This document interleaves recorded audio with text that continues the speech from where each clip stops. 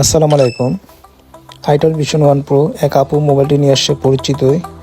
Charging port পরিবর্তন করতে হবে। সচরাচর চার্জিং পোর্ট পরিবর্তন করতে আমরা 150 টাকা নিই। তো যেহেতু পরিচিত 120 টাকা বলছি, তো উনি বলছে কাজ করতে, তো কাজ করলাম। কাজ করার পর দেখলাম পিনে আপনার একটা লাইন ছিঁড়া ছিল। আমরা লাইনটা জাম্পার করলাম, সুন্দরভাবে কাজটা করলাম আলহামদুলিল্লাহ। যখন আপু আসলো ফোনটি নেওয়ার জন্য, ফোনটি নিয়ে বলে যে ভাই আজকে দিব না, কালকে দিয়ে দিব, আমি ইনশাল্লাহ দিয়ে দিব। উনি বলতেছি দিয়ে দেবো, এখন কি করবো বলেন, কাজ তো করে ফেলছি। আবার পরিচিত, অবশ্য মোবাইলের এইসব কাজে কখনো বাকি কখনো করা উচিত না। আগে জানলে কাজটা করতামই না, তারপরে করে ফেলছি, এখন দিয়ে দেওয়া ছাড়া কোনো উপায় নেই। আপনারা কখনো মোবাইলের সার্ভিসিং সেক্টরে কখনো বাকিতে কাজ করবেন না। আর এই চার্জিং পোর্টের বিল এতটা কমাবেন না, যার জন্য কাস্টমারদের কাছে আমরা সস্তা হয়ে যাই।